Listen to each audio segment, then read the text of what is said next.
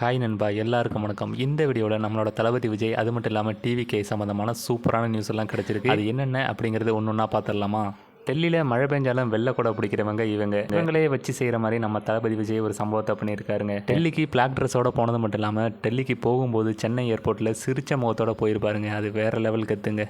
சரி, டெல்லிக்கு போனால் அங்கே யாருங்க நமக்கு வரவேற்பு கொடுக்க போகிறா அப்படின்னு பார்த்தீங்கன்னா, அங்கேயும் நம்ம டிவிகே தொண்டர்கள் வேறு லெவலில் வரவேற்பு கொடுத்துருக்காங்க. அது மட்டும் இல்லாமல் சிபிஐ விசாரணைலாம் என்னாச்சுன்னு நியூஸில் பார்த்துருப்பீங்க. அதெல்லாம் சர்வ சாதாரணமாக ஹேண்டில் பண்ணிட்டாரு. டெல்லி போகும்போது ஏர்போர்ட்டில் யாருக்கோ ஹாய் சொல்லியிருப்பாரு. இதுக்கு எதுக்கு அப்படிங்கிறது இந்த விஷயத்தை பார்த்தீங்கன்னா புரியும். அதே போல் தமிழ் தெரியாத ஒருத்தட்ட நம்ம டிவிகே தொண்டர் கேட்ட கேள்விக்கு அவர் சொன்ன பதில் இதாங்க. தளபதி Vijay. Yeah, that is TVK.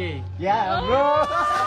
எப்பயும் தளபதி படத்தை பார்த்ததாங்க அதில் ரெக்கார்டு பிரேக் ஆகும். இங்கே தளபதி படத்தை பார்க்காமலே அதில் ஒரு ரெக்கார்டு கிரியேட் ஆகிருக்குங்க. ஜனநாயகன் படத்துக்காக முன்பதிவு செய்யப்பட்ட 4.5 லட்சம் டிக்கெட்டுகளுக்கு இந்த பணம் அப்படிங்கிறது ரீஃபண்ட் பண்ண போகிறோம் அப்படின்னு அறிவிச்சிருக்காங்க. இது சினிமா வரலாற்றிலேயே முதல் முறை அப்படின்னு சொல்லப்படுதுங்க. படம் ரிலீஸ் ஆகாமலே சம்பவம் பண்ணுதில்ல. அடுத்தது எல்லாருக்கும் மேலே இவர் ஒரு படி மேலே போய் ஜனநாயகன் படத்துக்காக அழுதுட்டாருங்க. ஒரு மனுஷனை எவ்வளவு தாண்டா அடிப்பீங்க அப்படிங்கிற மாதிரி சொல்லியிருப்பாரு. அதையும் பாருங்க.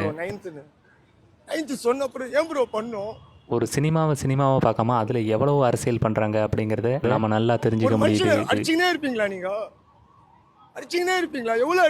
கடைசியாக அவர் சொன்ன விஷயம் வேற லெவலுங்க. அதாவது நீங்கள் எவ்வளவு வேணாலும் அடிங்க, நாங்கள் யாருன்னு காட்டுறோம் அப்படின்னு சொல்லியிருப்பாரு. இது எலெக்ஷன் வருது இல்லை, அதை மென்ஷன் பண்ணி தான் சொல்லியிருக்காரு.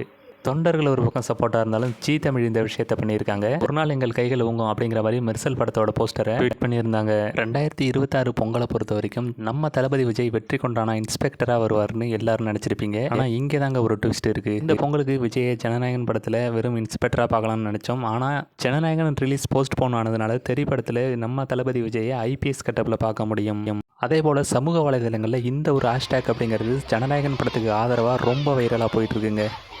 நம்ம தளபதி விஜய் சம்மந்தமாக இந்த ஒரு விஷயமும் வைரலாக போகுதுங்க.